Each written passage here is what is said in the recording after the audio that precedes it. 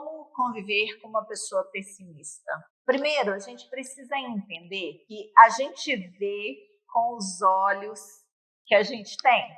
Se eu estou vendo uma pessoa pessimista, tem algo de pessimista em mim. Pode não ser naquele ponto específico que aquela pessoa está me demonstrando. Por exemplo, tem pessoas muito pessimistas com relação à vida financeira, tem muitas pessoas pessimistas com relação às amizades, tem pessoas muito pessimistas com relação ao trabalho e tem pessoas pessimistas com tudo, é verdade. Mas qual é o ponto que tem em mim que atraiu essa pessoa pessimista? Raquel, mas é meu pai, é minha mãe, já nasci nesse conjunto.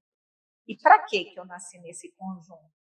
O que eu preciso aprender do meu mental, da minha forma de pensar, da minha forma de interpretar, do tipo de mentalidade que eu tenho, para que eu mude isso na minha vida? Algo tem em mim que precisa evoluir e por isso eu estou com essas pessoas, com essa pessoa. Enfim, uma pessoa pessimista, ela vem de uma soma de crenças, uma soma sistêmica, ela foi criada com aquele tipo de mentalidade, com aquele tipo de percepção. Como sempre, a gente vai voltar sempre lá na questão sistêmica, na questão de mentalidade, na questão de crenças. Então, eu preciso olhar para essa pessoa com um pouco de compaixão.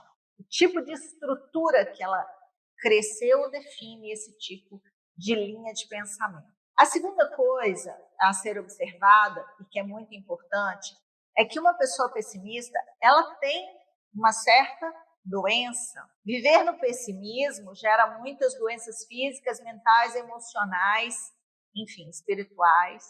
É preciso entender que essa pessoa tem uma falta de direcionamento para a luz, para o positivo, para as coisas boas. Isso também sofre, leva ao sofrimento, leva à dor. E eu preciso me manter no meu lugar com relação a isso. Então, eu posso olhar, observar, posso perguntar, posso indicar um terapeuta, uma constelação familiar, mas eu não sou salvadora dessa pessoa. Em algum momento eu preciso me blindar. Em alguns casos, se é marido, se são filhos, se são pais, né, que convivem o tempo inteiro, não dá para excluir. E a gente não vai por esse lado, porque também aquilo que eu excluo vai repetir na minha vida. Então eu preciso cuidar de mim. Sempre é comigo.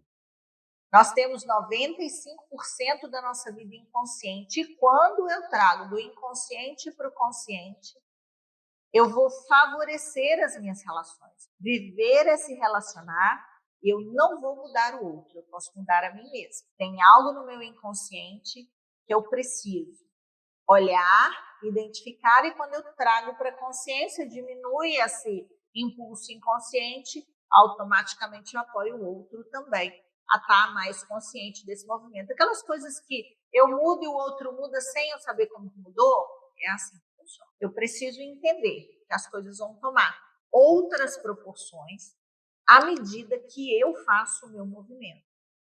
Qual é a minha parte pessimista? O que eu vejo com olhos de menos, o que eu critico, o que eu julgo normalmente na minha vida e que eu posso, a partir de agora, mudar, trazer para a consciência. Com certeza, o outro vai perceber e vai fazer movimentos parecidos. Eu preciso olhar para o meu histórico sistêmico e para o histórico sistêmico dessa pessoa e começar a compreender onde está linkado, está ancorado isso. Geralmente, gente, um bom profissional apoia nisso. Mais leituras, mais vídeos, mais filmes, que vai ampliar a percepção dessa pessoa, pode ser um caminho. Acessar no que é importante para ela. Porque a questão do pessimismo é que é uma crença, e como uma crença vai ser validada. Aquilo que eu acredito vai acontecer para validar o que eu acredito. Nosso cérebro, a vida, o universo não sabe se é bom ou se é ruim. Não é esse o ponto. Vai validar aquilo que eu estou pondo energia, eu estou pondo intenção. Então, eu vou tendo mais do mesmo. Eu falo, isso não é para mim, e aí não acontece para mim, pronto, eu acreditei mais ainda que isso não é para mim, e a vida vai me dar mais do que não é para mim. E aí a gente entra nesse looping maluco que a gente precisa quebrar. Eu acredito muito no poder da oração, chamar essa pessoa para um contato com a luz, para o contato com as coisas boas também é uma forma de minimizar o pessimismo. E uma coisa boa, positiva que aconteceu, que ela fizer, a gente precisa fortalecer, a gente precisa engrandecer, a gente precisa valorizar para que ela também comece a valorizar as pequenas coisas boas e positivas que acontecem na vida. Mostrar para essa pessoa o poder do sol num dia, o poder da chuva em outros dias, o poder do sorriso de uma criança, o poder de um animal por perto, que não exige nada da gente, está ali o tempo inteiro, o poder de um sorriso, o poder de um olhar, o poder de um toque. A gente vai reeducando também as pessoas com o nosso exemplo, com a nossa força, com a nossa forma de viver. Mas a gente não pode fazer nenhum movimento para mudar o outro. A gente precisa fazer movimentos para mudar a nossa energia, a nossa vida, e aí o outro se inspira e faz movimentos também. Porque se a gente faz com a intenção de mudar o outro, a gente fica grande, a gente desequilibra a relação e aí vai dar outro tipo de problema. Se a gente faz desde o nosso lugar, desde a nossa consciência, entendendo a importância da vida, entendendo o valor de tudo que é como é, essa pessoa vai compreendendo, vai amadurecendo, vai enriquecendo os pensamentos. Um bom terapeuta também faz parte desse processo, com certeza.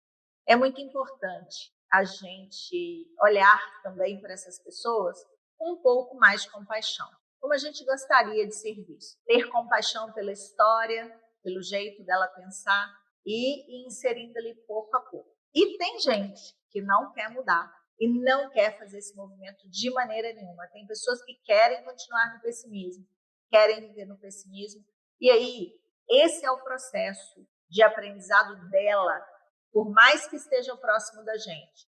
É um processo, às vezes, de muita dor e de mais dor, porque ela fortalece isso, que vem para ela para que ela amadureça, para que ela cresça, para que ela realmente aprenda algo nessa história toda. E a gente precisa deixar a vida agir, Deus agir, porque eles sabem mais do que a gente sobre cada um de nós. Então, o movimento é, em primeiro lugar, começar a identificar dentro da gente o que está levando esse contato, né, com essa pessoa, o que está fortalecendo essa relação em algum nível e que está querendo me mostrar, cuidar, é o segundo passo, trazer para a nossa consciência, apoiar o outro, trazer para a consciência dele.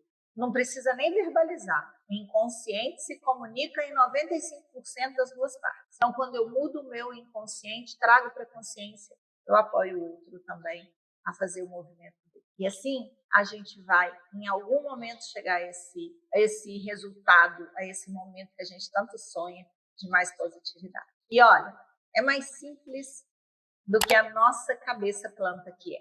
Às vezes a nossa cabeça vê só dificuldade, só o problema. Mas as coisas vão acontecendo. Um passo diferente, algo diferente já acontece.